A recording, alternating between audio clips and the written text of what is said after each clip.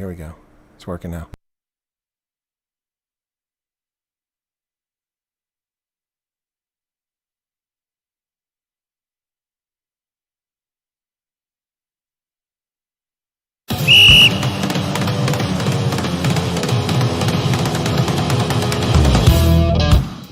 Hello, folks, and welcome back to Rugby Ascendant. This is Chris.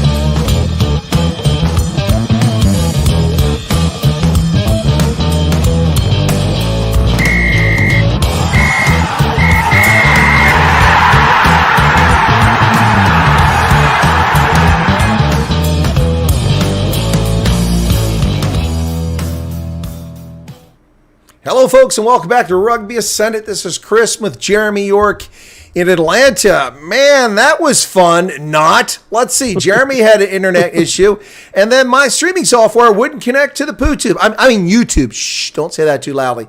Hey, folks, welcome back. Yes, I'm wearing Rugby Kit as usual, and this time I've got the official Major League Rugby warm-up jacket. Yeah, you too can have this for your firstborn or $27,000. I mean, no.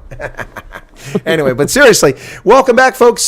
This was something that Jeremy and I cooked up last week. It was we didn't get a chance to stream together with my travel to Dallas, and we thought we'd do this. We tried to draw in Keith Hendon, the fair weather rugby fan from Dallas, but his schedule's all wonky, and so we never set it up, so this is impromptu. We want to get this on the record just to do a Major League Rugby preview for this weekend for the games that lead up to the Eastern and Western Conference Finals. But before we do, Jeremy, how's it going? Say hello and let people know about your brand again, Impact Media. Yeah, things are going pretty good outside of the usual technical glitches that seem to accompany any show that I do. It's I'll take the full blame on that one. But yeah, things are good. Weather's finally kind of nice down this way, which is not something you normally see in the summer. And beyond that, Impact Media, yeah, we get three shows we do a week. One is about hockey that will disappear in a couple weeks, obviously. Darn. We do the pro wrestling MMA one. We do, and then we do the all sports one where we get to cover things like Major League Rugby and Rugby ATL that finds himself back in the playoffs. Indeed, they do. Hey, where can folks find Impact Media if they're curious to watch your content? Right now, while we are still trying to kind of piece together what was left of our old website and put it into the new one, I tell people the easiest way to find us, any of the social medias at the Impact 99, all undercase, will find anything associated with me. At Team Impact Media, if you want to find just the show links and things like that on Twitter. Beyond that, Jeremy York, Impact Media, any of that kind of stuff, you should be able to find me. And if not, 3endzone@gmail.com, I think is an old email, but it's tied to all the shows. We're not hard to find. Well, I don't know if you're not hard to find. That's kind of complicated, brother. But what we'll do is I'll have Jeremy send me all those links, and in future, every time we're on together, I'll make sure we post those in the details so you can find his company. Because this is not just about this program and my channel. It's about broadening the reach and the interest in the game of rugby. Jeremy, I had a heck of a broadcast earlier. First off, two things. I tried to do live color commentary and play-by-play for a Curry Cup action between the Pumas and Griquas, and Flow Rugby never broadcast the game. I'm sitting here with an audience and no game. And I went through the first half watching scoreboard updates. And, it's not exactly NBA or NFL, so getting that's complicated. It was 30-14. Looked like the Griquas were toast. And then I shut down the stream at halftime because I didn't have anything to watch and tell people and comment on. And they came back and won 45-44. Oh, my goodness, what a barn burner. But I was rewarded for my patience because we had United Rugby Championship, the first ever semifinal. And this semifinal was between Leinster, top team out of Dublin there, and they win silverware, hardware every year for every tournament they're in. And they were the top-ranked team in this what used to be the Pro 14, the Guinness Pro 14. Now it includes 4 South African sides this year for the first time. And they were first place, so they played the lowest seed that remains, and that is the Bulls. The Bulls came up from South Africa, and they beat them 27-26 in a barn burner, and it was quite rewarding. We had 145 concurrent viewers on my commentary, and we had 2,000 views. It was pretty exciting. I could only hope for that kind of turnout for an MLR game, but we'll see. Maybe we'll build there eventually. But all right, so let's deal with the 800-pound gorilla or elephant. Well, that's a small for an elephant, 800-pound elephant, but the 800-pound gorilla that's in the room. Last Friday, as you know, not all of my audience knows, but I traveled to Texas, and courtesy of American Airlines, was almost a day late. Thank you once again, screwing me over. But I got there. I finally arrived in Dallas late at night. Got out of there at midnight with my rental car and drove, but I was exhausted, so I pulled over and stopped at a rest stop. Never drive when you're tired, because you can have an accident, even though there's like 95 lanes and nothing but cows in Texas. But so I pulled over, took a break, and by the time I got to my destination, it was 5:30 in the morning. So I'd lost that entire afternoon and evening. But the next evening was Houston SaberCats hosting Austin Elite. So before the game started, I saw a tweet and I saw an announcement from Major League Rugby, and they said that the Austin Gilgronis were disqualified. In fact, I think I don't know if I saw the tweet before you told me or you sent me a note. I'm trying to remember, but how did you come across that? And were you shocked to discover that? Let's not talk about the other disqualification. Let's focus on this one because there's a timeline. So how did you find out about it, and what are your thoughts about that disqualification?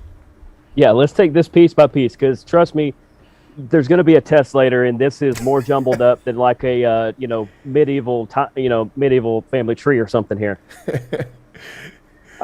Basically, I've been keeping tabs because with the playoffs coming up, you always hear headlines here and there. And actually, in a fan group on Facebook that I'm on, I saw somebody post a link. Most of the time, you're like, okay, somebody's found a fun story somewhere or something. This is whatever. I kind of click on it. I realize it's the official press release from MLR about it, saying, hey, yeah, you know what, the Gilgronis, they're not going to be in the playoffs anymore. And so I spent kind of the rest of the afternoon digging into it. There was a little bit of time there. And once I was able to prove it, that's when I sent you the message saying, hey, I know you're headed out towards Texas. Does this mean anything to you? And once I got to the Rugby ATL game, I was kind of able to pick up a little more here and there about it to know it's not only, a credible thing, but it's a real thing, and it happened. So out of nowhere, the Gilgronis are out. And we'll get to the next step of the process now.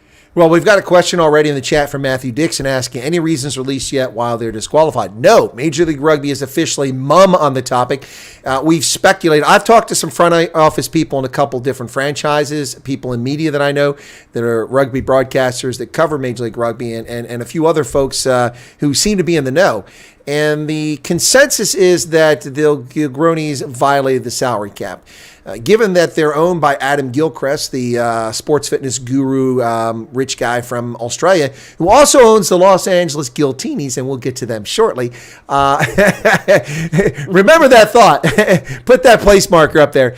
I'm not shocked if it is, in fact, a salary cap disqualification, which that seems to be the only thing that people are talking about, but the league hasn't told us squat, and it doesn't look like they're going to tell us anything. Now, The Guardian ran an article saying that, Major League Rugby's in crisis. The Eve teams are disqualified. And I'm thinking, actually, no. I don't think it's crisis. I think it's a good sign that they disqualify teams if they break the rules and show that no one is above the laws of the game. So here's the thing. All right, so here's the impact of that before we get to the next one. So Friday, I'm down there at Houston, and the Austin guys are warming up, and they're finding out they're not going to the playoffs. You can imagine how disappointed the players were on the Austin Gilgronis side. I mean, they put their heart into it. They finished second in the conference, had a good record. They played really well. And they come out only to find out that their season is gone, and there's really nothing to play for that night. But they did. They played their hearts out, and they crushed Houston on Houston's home field at Aviva Stadium, 29-14. In fact, I was a bit disappointed in Houston's performance. But to be fair, several Houston players were held back. Danny Barrett wasn't in the game, among others, to save them for the playoff game. So, okay, fine. But Austin didn't mail it in. They played their heart out, even though they've been disqualified. Now, the upshot of that, Jeremy, is this is what happened. Number 1 seed gets a bye. Plays the second weekend. That's next weekend. Number 2 and 3 seeds play each other. In the Western Conference, the number 1 seed was Los Angeles. Number 2 was Austin. And number 3 was Houston. So when I arrived in Houston, the game didn't matter except for the standings, because 9-6, the Houston side could have finished at 10-6, but they wound up at 97. So it really didn't matter in what was going to happen in the playoffs, except this is what happened. Disqualified Austin. Suddenly, Houston is hosting a home playoff game. And the Sabercats didn't waste any time. Throughout the day on their marquee, they kept putting up home playoff game next Sunday at 12. While the game was going, it was pretty cool. They were on top of it. But so that made Houston got a home game against either Seattle, who thought they didn't have a prayer, or against the Legion in San Diego, who have finished their season and had no way to impact what was happening. It had 43 points on the log, and Seattle had 40, Seattle had 41. So if Seattle won the game, then they go and San Diego's out.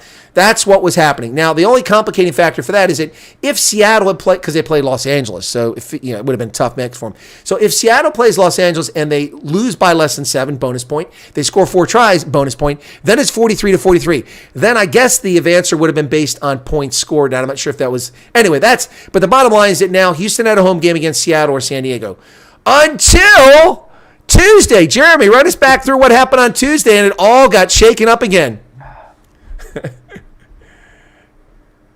On Tuesday, I on a different place online, somebody calls my attention to it this time and says, "Hey, I noticed you ran with the other one. Why don't you look at this? It seems that the LA Giltinis have joined the Gilgronis of Austin. They're now thrown out as well. Possibly the same reason. They do have the same owner, as they said. Possibly the same reason. We still don't know.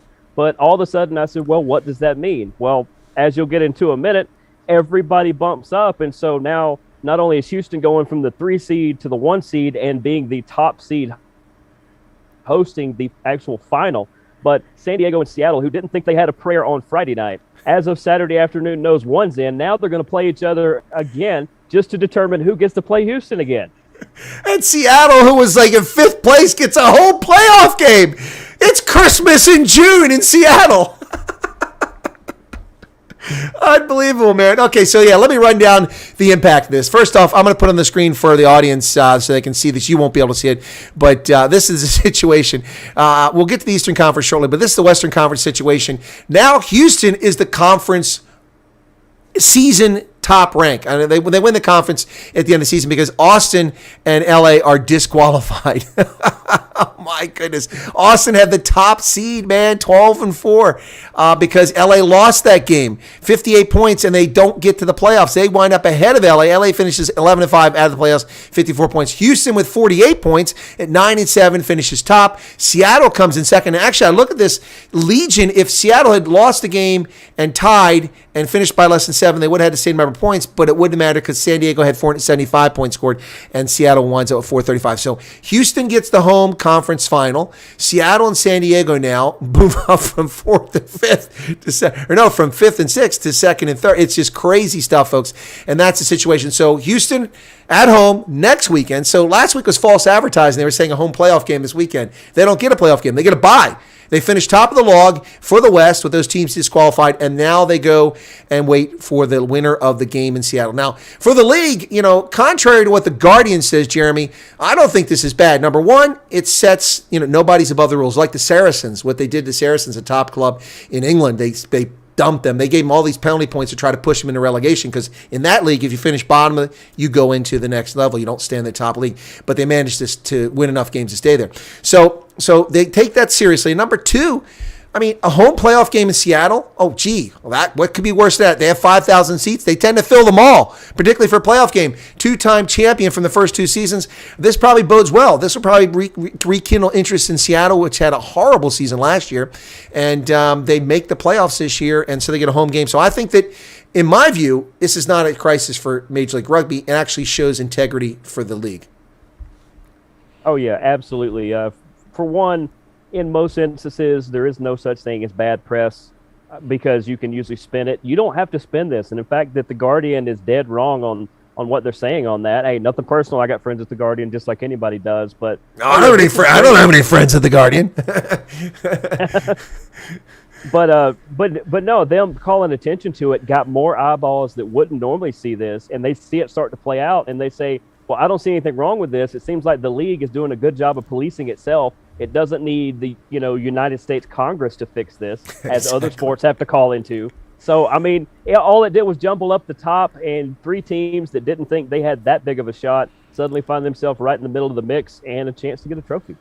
Well, regardless of what happens this weekend or next weekend, whether Seattle or San Diego wins and whoever wins next weekend at Houston, where that game will be, the final will be played in an Eastern Conference city because the top three teams in the Eastern Conference are the Free Jacks, and let me put that up on the screen for my audience, or for our audience, I should say. So the Eastern Conference, the Free Jacks finished at 13-3, although they stumbled badly towards the end. I'm not sure if they were holding back players or what's going on, but the Free Jacks are the top-ranked team, Rugby ATL, and then Rugby United New York Rooney. And they finished at 11-5, the same place both teams finished last year, 11-5. Rugby ATL stumbled a few weeks back, but they recovered and finished strong. Rugby United New York is a little bit up and down, but they've had some really good games of late.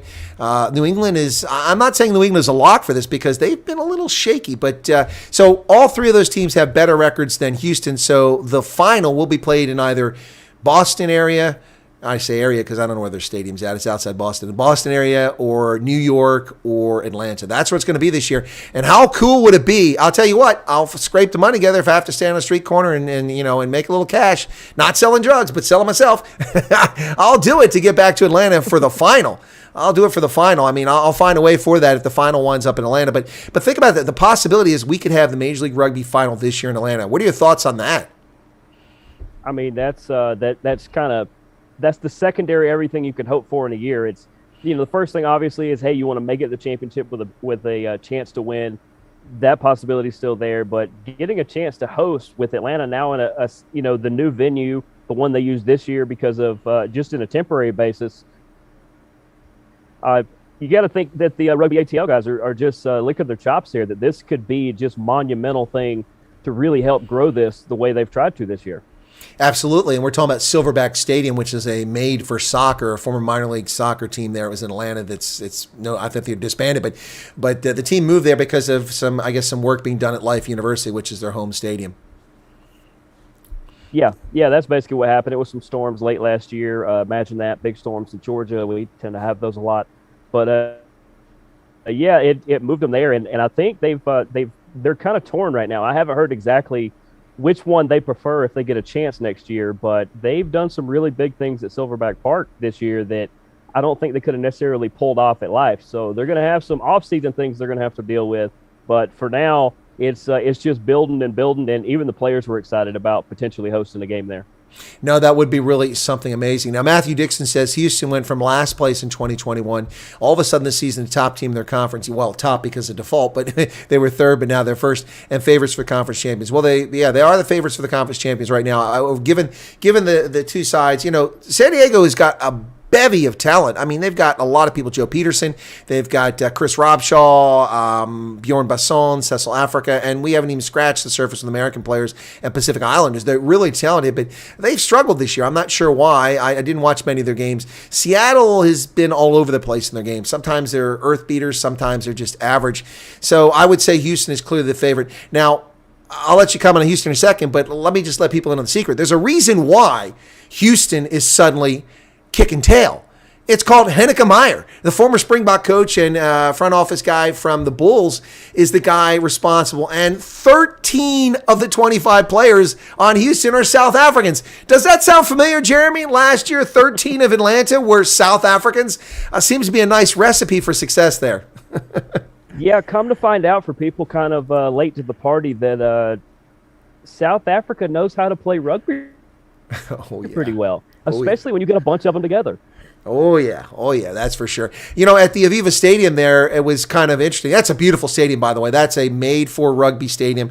Gorgeous. The pitch is amazing. It's like a putting green. It's just unbelievable.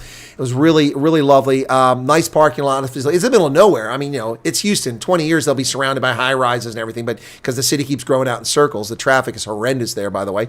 But the Aviva Stadium is quite lovely. It's beautiful. The only complaint I had is it was hot as blazes. Oh, my goodness.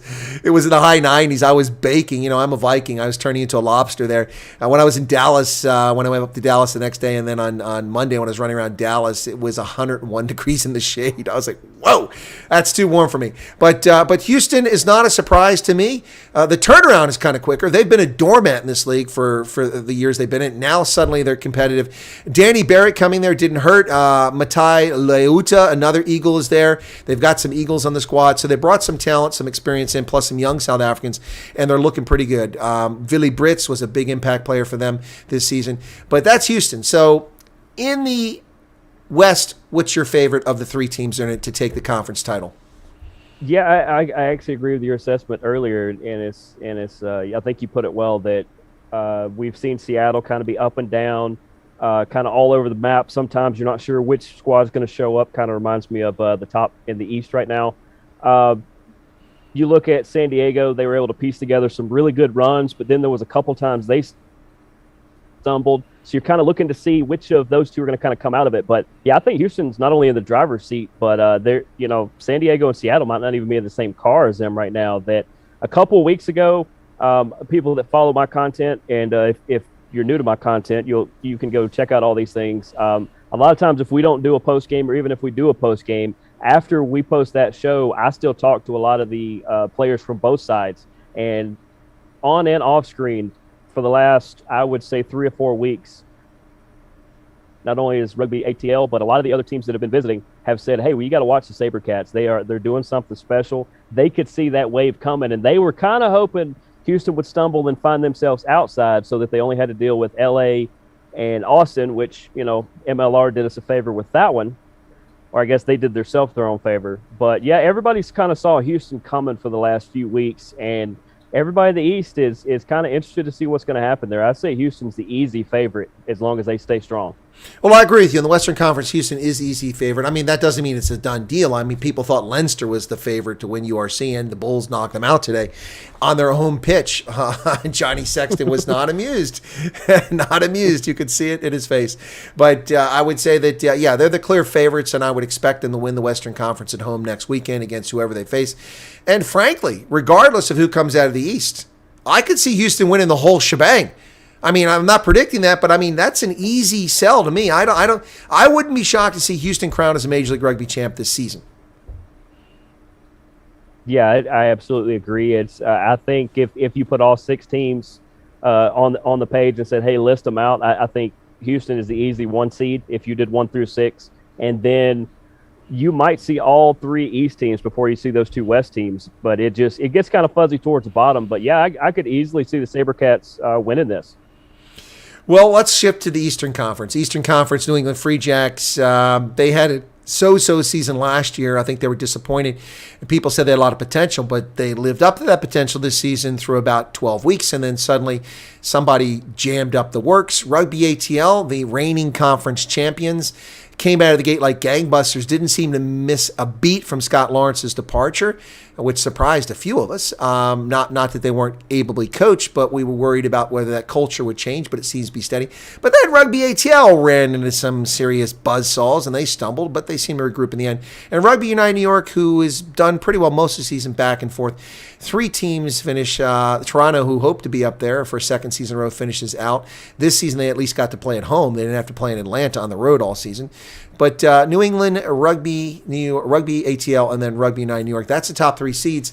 Of those 3, right now, I'm going to say my favorite, and I'm biased, which you suspect you might be too, but I think it's an objective statement. I'm going to say I think of those 3, Rugby ATL has the strongest chance at the moment. That's my assessment. Yeah, I say this all the time on a lot of media stuff I do. I'm gonna take the fan hat off because, yeah, we are pretty partial to those Rattlers. But, I mean, you look at it, and even when you just break it down, can they win this weekend? Absolutely. I very much think they hold the upper hand. It might be 70-30, 65-35 as far as that, but I do think that Atlanta is the favorite going into this. Well, then you say, okay, well, then they would move on to face the Free Jacks. How do they do against the Free Jacks? Well, not only are they going to play them tough, but if the Free Jacks continue to not quite figure out which wheel's falling off the wagon,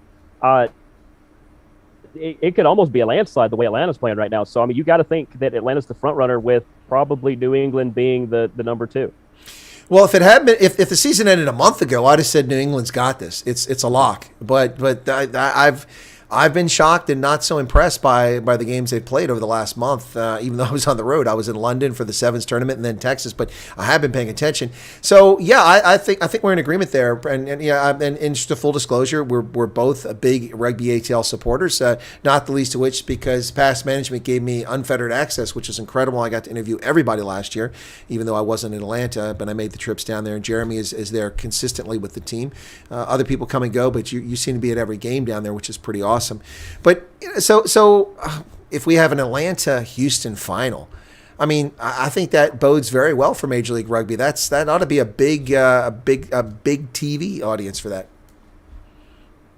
Yeah, I would definitely think so. And we could argue the other matchups as well, because I think Houston, if that is our favorite in the West, there's all kinds of great matchups there. But if you look at the team that not only goes from third to first just out of technicality, but they're strong enough to be a number one seed. It's just that LA and Austin were having better years. It's not that they lucked themselves into it. They were already going to be in the playoffs with the potential to knock one of those two off. So you look at such a strong powerhouse, and Atlanta has become kind of the MLR darling for either new people. They really seem to latch on to Atlanta, kind of how we did, or they just kind of start following them. They like a lot of the guys on there, or they just like the way they do things, the hyper aggressive things they do this year. And I kind of hope for this final now. I think I'm going to go ahead and write that in pen or Sharpie that Houston ATL, not just because we'd get to host it, but I think Houston ATL would be the one I would want to see. Well, I'm a judge of elections up here in the local district and oversaw our primary election on the 17th of May. And just to let you know, we use Sharpies to vote. So, okay.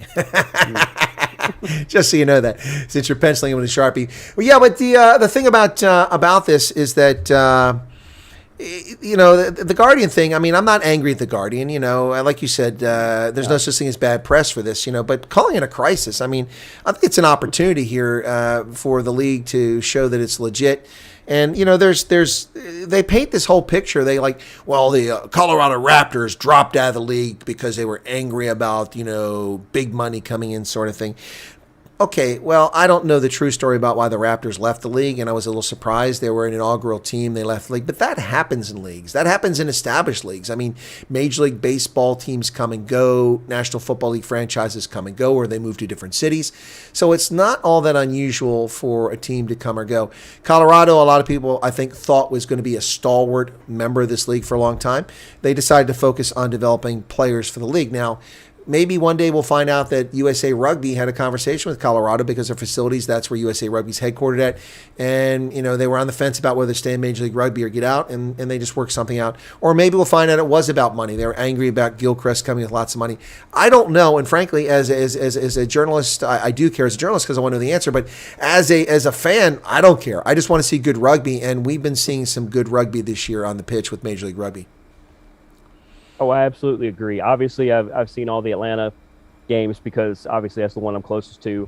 But at the same time, anytime I get a chance to watch other games, or MLR does a great job with their email updates and their shows and things too. And they tell you, hey, in case you missed it, you probably want to go back and watch, this Seattle game, or you want to watch how LA came back here, or what Rugby ATL did here if you didn't see it. So I was able to go back and see a lot of stuff there, and it's kind of hard to point to more than maybe a couple games. You could probably count on one hand that were just complete stinkers, or were just so one-sided that it didn't matter. This league is growing. It seems like there's not up here and down here anymore. It's everybody's kind of in this gray area, and Seattle rebounds this year, Houston rebounds this year. It could clearly be maybe it's the Jackals next year. They had some hardships that put them in a bad spot this year. So maybe they rebounded next year. The Jackals are on top. Who knows?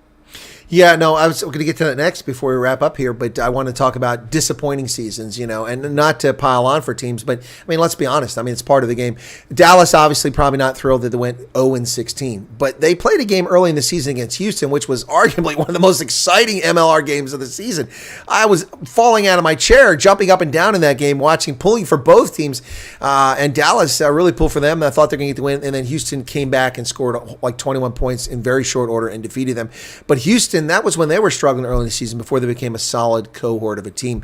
But obviously, they're disappointed. And, of course, Austin and LA players are probably very disappointed. If San Diego hadn't got this playoff game, I'm sure they would have been disappointed in their season. Seattle, I think, expected this kind of middling season. They wind up 9-7. It's actually better than they probably expected. But in the East, Old Glory, 3-13, and they didn't win a game until the last month of the season.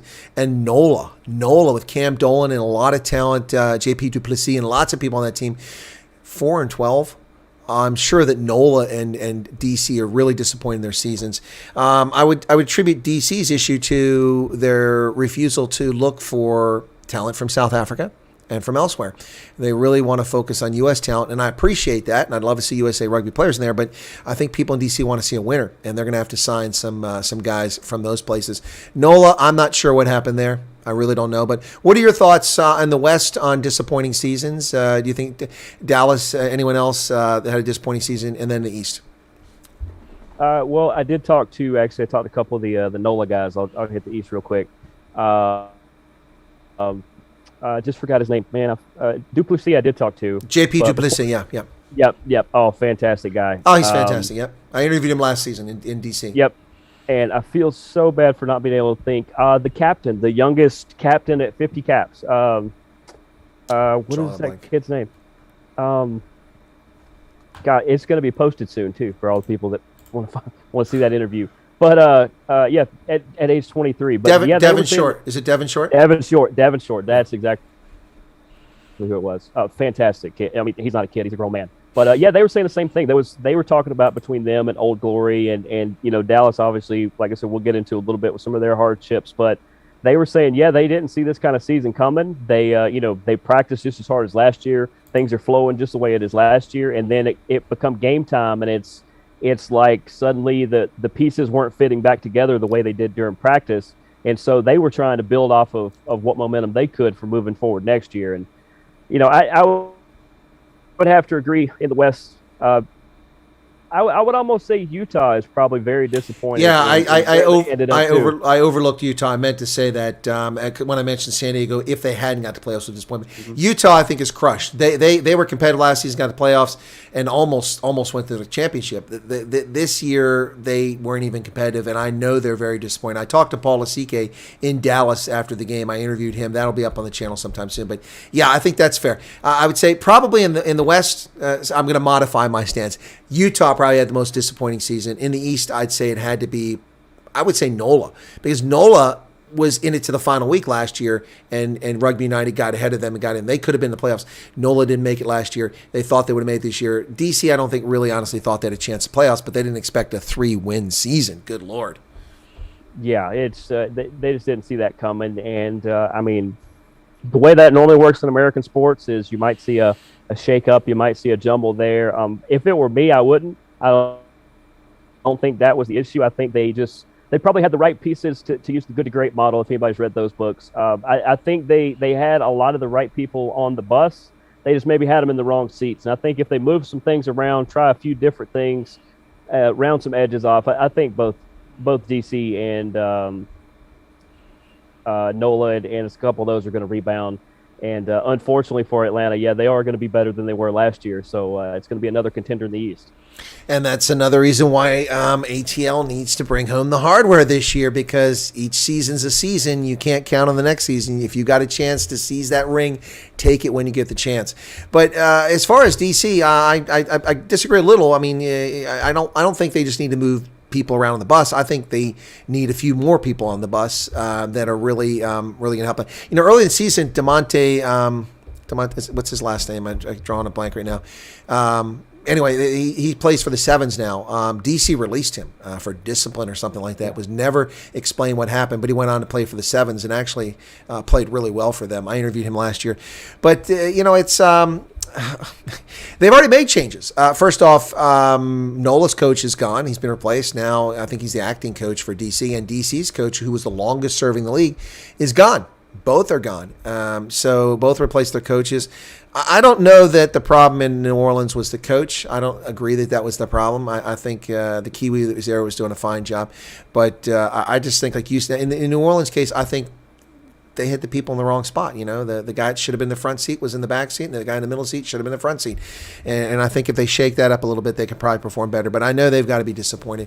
But yeah, the Utah thing, Utah expected to compete for the top spot on the log this year, and they didn't even come close. I know they're frustrated. I mean, they got a lot of talent there: Mikey Teo, Paul Lasike, and a whole host of former Eagles and lots of people from Pacific Islands. And usually you got a few Pacific Islanders. That means you got competitive team. But Utah just had a really tough season. Yeah, because I mean, when I saw the Rugby ATL schedule release, Utah was one that I circled, and I was like, that's going to be a tough game, because I believe it was in Utah, and I was like, to have to go all the way out there to take on them, that's not a real favorable thing, especially 2/3 of the way through the season. I was like, I hope they're in a good, comfortable spot where you can maybe eat a loss if you have to, and then just complete disappointment out there. Yeah, and Jeremy, that was a game. When ATL going to Utah was a game I intended to go to and be in person. But do you know it costs $300 more to fly to Utah from Harrisburg and takes 4 hours longer than it takes to get to London? Wow. Look, I searched every possible combination: Travelocity, Expedia, the airline websites, Chinese airlines, anything I could find. If you contact maybe Elon Musk, he might have had a space shuttle going that way. Oh, well, that might have been the answer. I can help him put some Starlink satellites. I'll toss them out the window as I'm going up.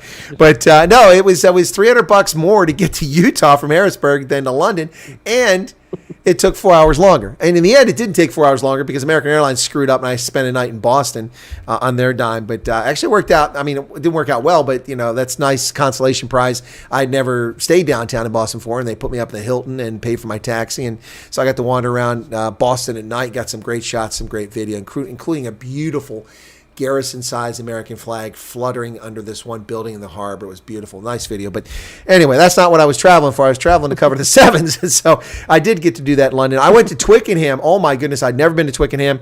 That place is incredible, but it's in a crappy location. So, and speaking, that's no pun intended. It's in a crappy location. I walked up to Twickenham, took a few snaps out front, walked around to where my gate is. And I'm like, oh, my goodness. Is there a paper mill near here? And I walked in and said, no, sir, they built the stadium close to a sewage treatment plant. Oh, there's a secret of Twickenham I never knew. No one ever warned me of that. It's next to a sewage treatment plant. But anyway, thankfully, Silverback Stadium isn't next to a sewage treatment plant, is it? No, it's just next to a bunch of major busy highways that are very fun to navigate to get there. But it's actually not that bad. It's a pretty good little ride no matter which side of town you're coming in on. Yeah. All right. Well, here we go. So predictions tomorrow. Well, let me put them up on the screen for the audience. First off, we've got Rugby ATL, June 11th, 8:30 Eastern Standard Time, taking on Rugby United New York at Silverback Stadium in Atlanta. And Sunday at 10 p.m. Eastern Time, so 7 Pacific Time, it's Seattle hosting San Diego. Those are the two matchups. All right, Jeremy. Tomorrow night, ATL New York. Give us a prediction and give us a score. Now, they may have posted the starting lineups. I have not seen them up until this point, so I'm going to leave players out of the breakdown, even though I could probably guess about who's going to play. I really this is unbiased, but I really do think that ATL holds the advantage in this. They're coming in on a pretty good high note. They're in really good spirits. They're not that dinged up. I mean, yeah, you could say Marco, yeah, you could say Rowan, and the randomness that has happened with that. But I just feel like that even though it's another Atlanta-New York matchup, I think Atlanta has the advantage here, and I got to go with the home squad. All righty, that's fair enough. You can give us a score prediction or no? Come on, be a man. Step up. Give us a shot.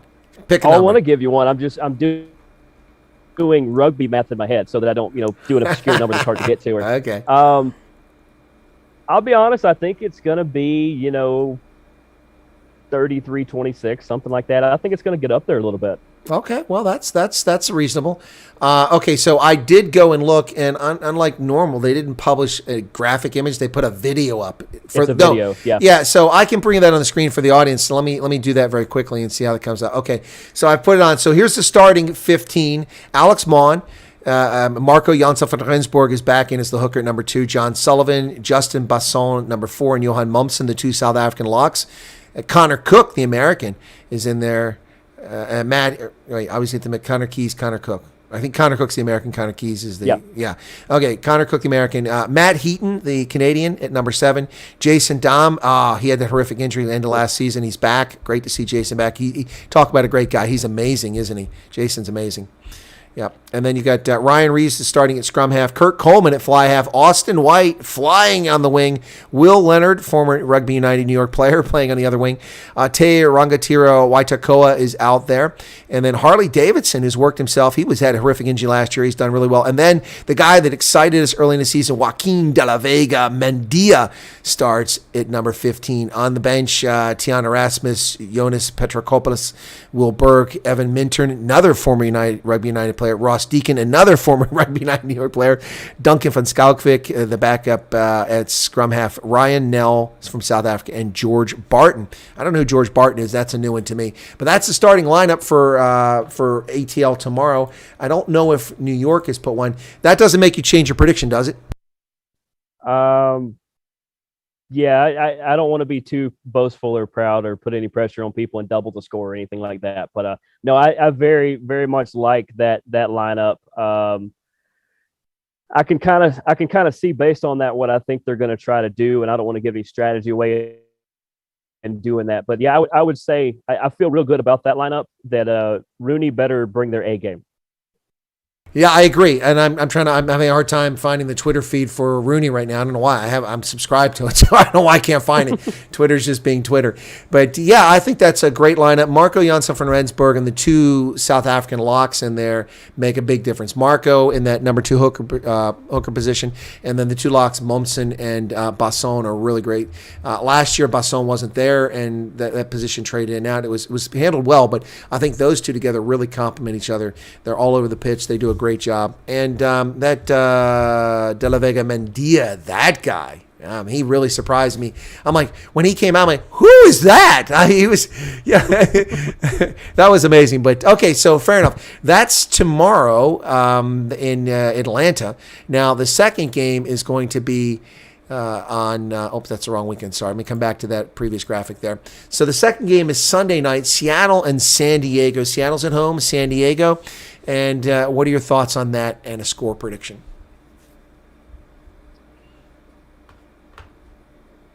I would say that based on we're not sure which Seattle is going to show up, that I could trust San Diego just a little bit more. I think there's going to be a lot of score changes in this one. It's going to be a lot of highs and lows. It's going to be the roller coaster ride we think it is, because they go from two teams that are booking, cruise vacations to having to cancel travel plans to suddenly play in a playoff game. I think San Diego still holds a slight advantage. Probably let's go 28-24, something along those lines, San Diego. I think it's going to be really close. It may come down to a final try. I trust the Legion a little more than I do the Seawolves. Well, that's interesting. I'm torn on this one. I agree with you. I think it's going to be a barn burner. I wouldn't be surprised to see 43-39 or something like that in this game. I wouldn't be shocked to see that. I want to say, because they're at home, that Seattle has the edge, but I know that San Diego team is packed full of talent, and they're probably, frankly, surprised they're in the playoffs. And so they're probably going to put their best foot forward. It's a tough one. I'm going to go against the stream with you here, and I'm going to predict Seattle and probably be wrong. I have to go back and check my Super Brew picks and see what I'm going to pick Seattle by, let's say, unconverted try, 5 points, and I expect it to be a high-scoring game. So that's that. Okay, let's shift. We'll probably do this again next week to talk about the final, but okay. The conference finals, I should say. So let's go with the conference finals. And you got a couple options here. So in the West, Houston will host Seattle or San Diego. And then say if they play Seattle, okay, if they play San Diego. Okay. And then in the East, it's going to be the Free Jacks either against New York or against Atlanta. Give me a pick, Sneeches. So Western Conference, Houston against Seattle. What's your pick there? You don't have to give me a score on this one. It's too far down the road. I think Houston. I think Houston can handle Seattle. I think for a lot of the reasons we've said as to why San Diego will, but I think Houston is going to want to be more physical with them up front and just kind of wear them out early, and then possibly run the score up in the second half just to kind of make a point as to why they're the number one. And I'm not discounting Seattle. It's not that they're a bad team or anything like that. No, you're the number 3 team for a reason, and you're in this situation to take over that 3 spot for a reason. I don't know that they have the firepower to go to go against Houston, who just has wave after wave after wave, and they're just going to keep coming. Okay. All right. Did we cover both there? We just covered. No, I just okay. did. Yeah. Go ahead. Okay. So the other option, what happens with Houston? Same thing? Houston, San Diego, I think is going to be a little closer. For some reason, depending on the lineups, San Diego has a few more things tactically, I think, that can give Houston some fits. And if Houston tries to be physical with them early, I feel like San Diego can kind of hold their own with that. So it would be a lot closer. Houston would have to change up and try something a little different, I think, with them. But I still think Houston would win. It would just be a lot closer matchup because it's a little bit of a curveball for them. I agree 100% with your assessment on both Seattle and with San Diego in that game at Aviva Stadium. I think it's going to be an exciting one, whichever one goes there. But I think you're right. San Diego probably give more of a run for the money if they win it. Okay, so Eastern Conference, Free Jacks conference final against Rooney.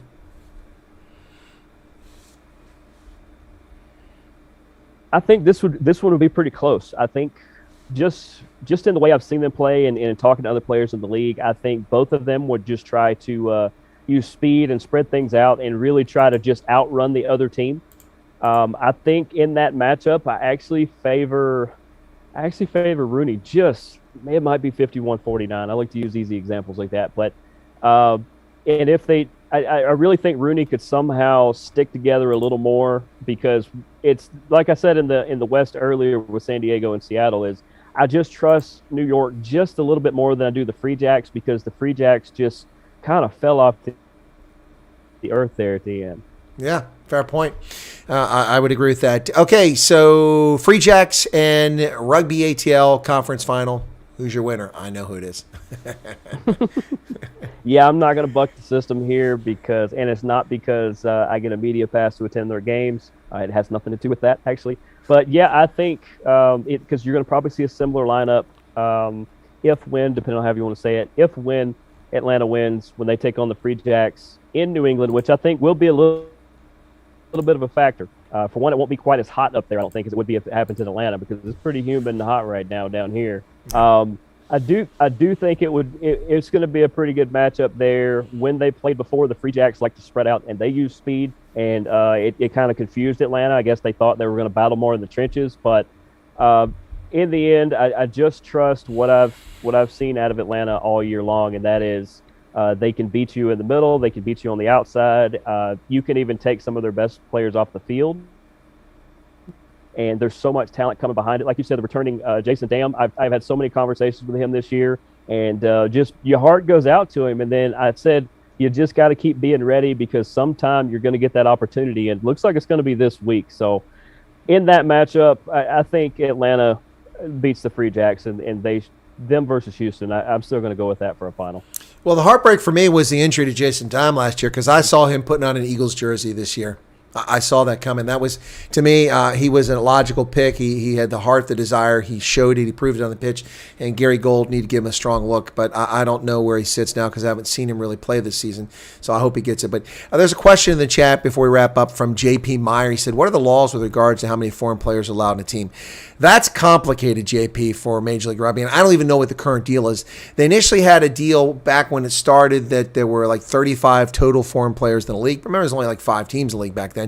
And they came up with this complicated formula of how many they can have. But I don't even know what the rules are now. It's confusing. And frankly, I don't care. Major League Rugby is very exciting. I mean, it's great to see Adam Ashley Cooper come over and play. It's great to see the likes of Joe Peterson, Ben Foden, all these guys. Bastero came over from France only for a couple games because of COVID. We even saw the Beast and Tendam Talwira play for DC for 3 games before, that all went to crap with COVID. But I don't know the rules. I don't understand the rules when it comes to foreign player allocation. But they had a system. I don't even know if it's still in effect. So I don't know. I don't know if you have any insight on that, Jeremy. It's really complicated from my perspective. Yeah, because when the disqualifications happened, the first 2 front runner stories easily were either that it was salary cap issues or that it was maybe they had too many foreign players in the lineup or things like that, to which my immediate question was, first of all, I didn't know that was a rule. And second of all, I agreed with you that I didn't know if they still enforce that. I was asking some of the players that I was talking to, and I was like, is that a big thing? And they said, no, it's never really been stressed to them. But then again, they're not the front office decision maker. Sure. But as far as they could see, they said, well, if you look across the league, everybody's got about the same amount, one way or the other, that they didn't see that as the issue. Well, a couple things about that. First off, Canadians aren't considered foreign players because it's a North American league. So you can have 100 Canadians on your side. It doesn't matter. Well, you can't have 100, but you can have all Canadians. It doesn't matter, even if you're Atlanta. So Matt Heaton doesn't count, and Connor Keys don't count against. Connor Keys don't count against that, for example, for Atlanta. But the number of players you have isn't the issue. It's the foreign player usage rate, which was in there before. So in other words, how many minutes of the game a foreign player plays gets put into the total for that game. And the rates, I haven't seen a story on this for like 3 years. 3 years ago, this was a big deal, but it's really tapered off. And frankly, I don't think it should even be an issue here. If the United States can attract top talent, or not past it, but, getting up there, guys still, Ben Foden wasn't past it when he came here. He just wanted to get away from the publicity in the UK over his divorce from his wife and all that, to be honest. Let's be honest. That's why he wanted to get out of the UK. He came over here and he put in some really great games for Rugby United New York. And Joe Peterson is a bit older and up there, but the guy's still got a lot of talent, still playing. Bjorn Basson, he's getting a bit older now too, but he's still got a lot of talent.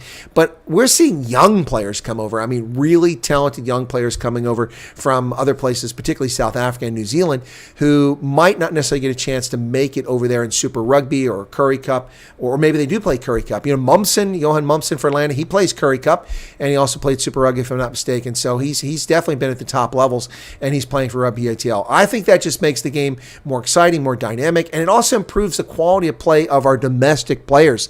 It's not like they're not getting a chance. Rugby ATL has a rugby academy. They're coaching and bringing these young players up. They work very closely at Life University. Look, if there's anything, there's a pipeline for Rugby ATL. It's Life University.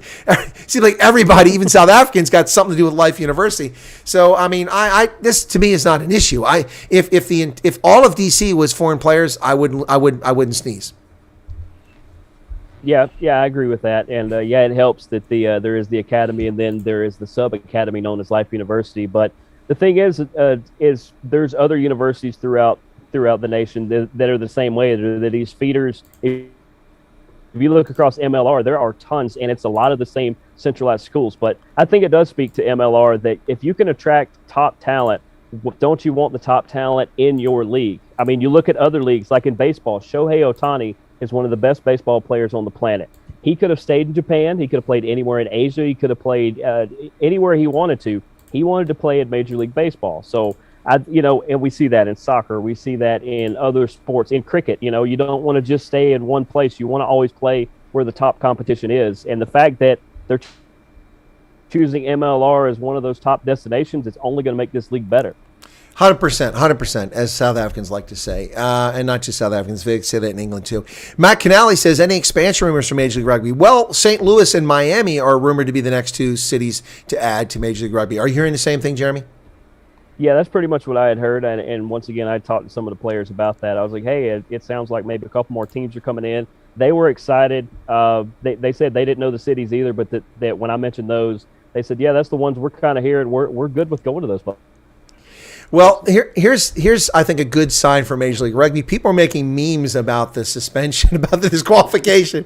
Let me bring this up on the screen. I wasn't prepared to do this, but let me do this anyway. So you won't be able to see it, so I'll read it to you, and my audience or our audience will be able to see this. So give me a second here. I just got to pull up. This is funny. Okay, so I'm just going to make this a bit larger here on the screen. And then I'll cover you up so that because I'm going to read it so they can see me. All right, so it's an image of looks like a French rugby player. It's the French side. They just picked a picture, and they put Adam Gilchrist's face on top. He's got his hands on his hips like this, and on his shirt he's got like a tilted Giltini logo and then a tilted Gilgroni logo, and it says, it quotes, "I did not even know I could not spend whatever I wanted. It was Major League Rugby who came to see me. Some teams are disqualified for breaching the salary cap. I told them to address those responsible. They said it was me. The staff did not warn me." Gilchrist on confusion in the ranks. Hey, MLR, there you go. You've now made it to a top-level league that the internet has made memes about you and popular memes at that. So, MLR, you made it. Exactly. That's what I'm saying. Again, Guardian, I appreciate the press for Major League Rugby, but crisis? Nah, I don't think so. I think we're doing all right here. JP Meyer says, can't wait for the day USA Rugby features regularly in the top 10 rankings. Foreign players does uplift local talent. Just look at the French leagues. Yeah, well, look at Japan. Look at Japan, ladies and gentlemen. Japanese rugby has been around for over 130 years. They're playing rugby in 1870s in Japan. But it is, I think it was the 1870s. Yeah, 1873 or something like that. But it only became successful in the last couple of decades, in the last decade particularly because all these foreign players, South Africans in particular, going there, and Kiwis playing in Japan and lifting the level of rugby, and it's made a big difference. And it makes it possible for guys from those countries who can't earn a decent living playing the game to go to a place where there's lots of cash, like the U.S. Well, not now. Joe Biden's got it all, but anyway. But normally the U.S. and places like France, which has a big rugby league, and Japan. So, yeah, the USA has come close. Under Gary Gold, we were ranked 12th a couple of years ago, the U.S. national side, and then we stumbled and had a bad season. Then COVID came and everything just went to crap. And now we're not even qualified for the World Cup. That's coming up in a couple of weeks. They'll be playing Chile, and they need to win this game or they'll be out of the World Cup. And if the USA bounced out of the World Cup just after getting announced that they've won 2 World Cups in 2031 and 33, that's going to be very embarrassing. Yeah, that's not going to be good. So hopefully the guys can rally together there and make that happen, because I'm super excited, even though it's 10 years down the road. Because by then the way the facilities are going to continue to get better, there's no telling where they could play these games, and the popularity of it is already worldwide. So it'll be so much fun to see so many people come into the country to see things. All right, Jeremy. Obviously, you will be at Silverback Stadium tomorrow night, correct? Yes. All right. Well, let's try to plan on a post game sort of thing, and if you can get some interviews, some players, and we'll get them on here if you're up for that. You up for that? Of course, we will. We'll do our best. Towards the end of the game, we'll try to figure out the people we think that our listeners want to hear from, and I'll do my best to put them in a headlock and get them onto the screen. Well, I want to hear from Mumpson because he brought me a Greekwas jersey from last season, and I didn't get to Atlanta to collect it. And then when he went to D.C., I forgot to remind him to bring it. So I just sent him a note today, and let me see if he actually got it. I don't know if he changed his number. Let me just check real quick because I'm a little concerned. So, yeah. Seeing how I'm supposed to be sending you a care package pretty soon. If so, we can get it where maybe. Oh, just put them together. Pick it up from him at the game and just send it all at once. Yeah. Yeah, there you go. Okay, we do that. So I'll ask him to try to take it to tomorrow's game and see if he pulls it off. But that'd be great, and I get all 3 of them. But he did read the message. It has been delivered. I looked. It's a nice thing about WhatsApp. You get the blue tick as long as people don't hide that. All right, Jeremy, you and I plan on going a half hour. We've gone nearly an hour here. I think we should wrap it up. Any final thoughts about this weekend's rugby other than it ought to be awesome? I would say it is must-see, and if you are watching our humble little show here, then tell 10 people that hopefully tell 10 more people, and that continues to grow. Go to the Rugby Network, or if it's on local somewhere you're going to be. I don't know if it's on local here in Atlanta for that game, but if you can't go to the game, watch the game, tell people about it. MLR is here. It's only getting bigger, and this weekend is going to be a showcase of the best teams, and it's not because of the playoffs. I think the right teams got in. I agree. And in the East, even though New England has stumbled, they clearly showed their class in the conference for most of the season, and maybe they'll right the ship. Although I don't want them to. I want Atlanta to win, so let's be honest there. And in the West, Houston is a great story, and it's fascinating to see them now the top seed and with a home conference final. Anyway, that's it here for Rugby Senate, folks. Jeremy York from Impact Media down there in Atlanta. I'm Chris in Central Pennsylvania. Thanks for tuning in. We're going to close out now with the closing credits. Be sure to leave a comment behind if you like, and share this stream with anybody. Let them know about it, because on my platform we're always fighting shadow banning. You know why? Because I tell the truth, and that scares the bejesus out of YouTube. All right, Jeremy, thanks a lot, brother. Appreciate it. We'll chat tomorrow. All right, I'll let you drop off. Cheers.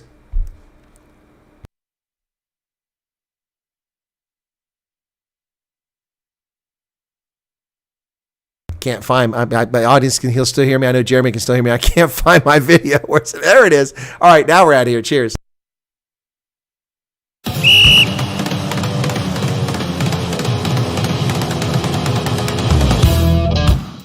Hello, folks, and welcome back to Rugby Senate. This is Chris.